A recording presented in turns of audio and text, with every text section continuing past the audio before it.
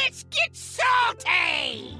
Everyone, Zeddy here again today with a brand new video, and as we await the announcement of that next balance patch, which will hopefully make Hearthstone playable again, at least get rid of those pesky demon hunters and maybe nerf some StarCraft cards.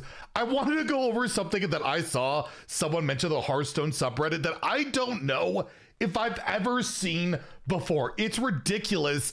And yes, Raza the Resealed, which has been a point of contention since it was preemptively nerfed for this expansion, having it completely reworked, died basically for Standard and Wild for something that is actually worse than one of the biggest memes out there. It's insane how bad this deck is, and we're going to take a little deep dive into what's better than Imbue Priest, and why I don't think there's much saving the archetype unless they do some really drastic things. And before we get into all that, of course, if you enjoy the content on the channel, feel like I've earned your subscription, you want to see that brand cosplay at 100K, although should we change it to Anduin? I know I did as an April Fool's. Basically, I want two comments in the comments down below. I want someone to say vote Brad. I want someone to say vote Anduin. It'd be pretty funny if we could get people to hit that button to make me dress as a priest. Like, that would be pretty darn good, right? Dressing as Anduin. So get those comments going. And yeah, we're on that road to 100,000 subscribers. So hit that sub button. Make me go Bran or make me go Anduin. Which one will it be? Anyways, I guess speaking of priests, yeah, Raza reworked, which this card basically doesn't function much of a purpose right now. It could lead to like cool value chains, infinite stuff of shuffling cards in, but it doesn't factor in into the new Imbue Priest. And if you take a look at HS replay win rates, Priest down near the bottom. I will say Priest is fine though. Like if you look at the meta itself, there's plenty of Priest stuff to play. It's aggro, of course, and mostly around StarCraft cards. Fishing Priest, Leech, Space, or sorry, that's the Deathline. We have Fishing Priest, Zarimi Priest, Protoss Priest. They're all aggressive or mid-range, whatever you want to call it. This is where things get insane. This is where I cannot believe how bad Imbue Priest is. So you got the tier 1, tier 2 decks, right? 50%.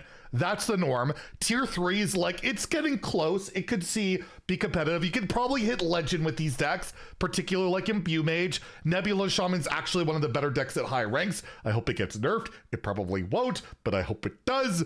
Location, Wallow Warlock, Imbue Hunter, Imbue Mage, they're all, you can hit legend with those. Like, and if you play them well, you can up that a bit more. Top 1K, you can see like Nebula Shaman's right there. People have been hitting rank 1 with it. I think someone had a rank 1 finish with it. Regardless, like, they're not that bad, okay? Now let's take a look at where things get, like, embarrassing. Tier 4. And you see, like, Imbue Paladin, Imbue Druid, pretty far off, right? They're not that close, but they could get there. 42. We've seen decks go from 42 to 50 or 48% with, like, significant changes. It's happened.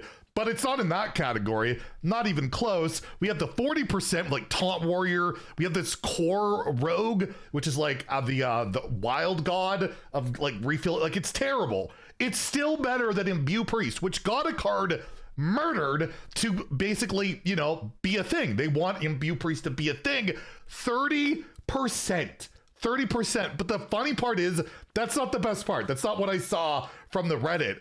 If we go to HS Guru, they have more categories. There are more categories for decks. So Diamond through Legend, there's a lot of stuff, right? There's so many different variants. Lots of it have tons of small sample size. But this one category here, which is hard to read based on the coloring, but I'll highlight it. The Splendiferous Whizbang, yeah. This card right here that just gives you a random whatever deck. Some of them are actually okay. Most of them are terrible. Has a win rate of 38.9% on average. Again, small sample size, but like 7,500 games, it's something.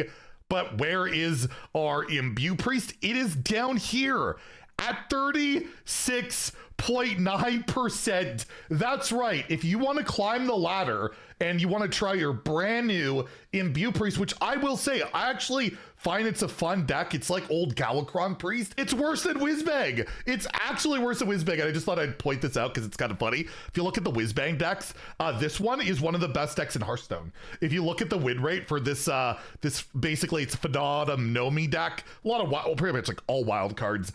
It's one of the best decks in Standard because you just like create these insane boards and the fatigue doesn't matter. So that's kind of funny. But if you look overall at Whizbang deck, we have some that are like 17%, 18%, 20%. So some of them are worse than Imbue Priest, don't get me wrong. Just really telling. So what makes Imbue Priest like so bad that it's at a point where you could buff some cards, but it's probably going to do almost nothing? If we look at the cards themselves, I expect probably buffs to come for like a Lunar Wing Messenger, make it 1 mana, right? Like, why is this a 3/1? I could see a change for Kaldorei, maybe make it cheaper. But at the end of the day, I don't think the major issue with Imbue Priest in general is the minions, right? Like the Imbue itself, this hero power is kind of just not good enough. It just isn't. Like every turn, even when you get it to like be a free card, you get an option of either 1 spell or 1 minion. And will it connect and be a good thing? Maybe, but it's limited to priest. It's only priest cards. And for me, when I replace this hero power, I lose my healing, right? And you look at the other classes, in particular Death Knight, gaining 1 billion health. They're gaining health, and warriors gaining armor. If Druid was a class, we'd probably gain armor again, right? Priest is stuck at 30, and you can only heal up, and there's not that many healing options. If you look at the standard preset itself, for a deck that wants to be very control related, right? It's infinite value. You want to outvalue your opponent. That's basically all you can do with that Imbue hero power. Our AoEs are terrible. They basically get good at 6 and 7 mana. Light Bomb, Moonwell, and repackaging, and they're not amazing. And that's it. You have no good, cheap AoE. Holy Nova is like not good in today's game. It's okay. Hot Coals you can't really activate. That doesn't work out well. And then your hero power, which is supposed to carry you, right? Be a value generator. What's the point? What's the point right now? This card to me makes a card, or the archetype in Imbue Priest, basically invalid. Every class can just throw Kill Jaden in their deck. Every class can get infinite value that will definitely outscale that hero power or infinite armor or infinite health, right? Like Death Knight, Demon Hunter, although again, Demon Hunter will probably be changing. That Imbue Priest, its advantage of having this infinite value that you can mana cheat is made pretty irrelevant when every class can run a card like Kill Jaden. They can mirror in the manager, get a ton of value, Shallow Drizzle, whatever, you name it. It's not like other classes are struggling so much with that. And I'll even say like a card like Ysera allows a lot of these control decks to have extra mana so that they can kind of, the mana cheat from the priest hero power becomes pretty irrelevant. It's only the value advantage which kind of disappears. So if we're looking at priests and like what they can do with this Imbue stuff, like, yeah, again, we can buff those Imbue cards. We can make Lunar Wing Messenger cheaper. We can do things, but I feel like without a fundamental change to Blessing of the Moon, I don't see much hope in this archetype, and I want it to be a good one because it reminds me of Galakrond Priest. I know I meme I hate Priest and all that. I mean, it's not a meme, I do, but I actually really like Galakrond Priest. You could search Zeddy Galakrond Priest.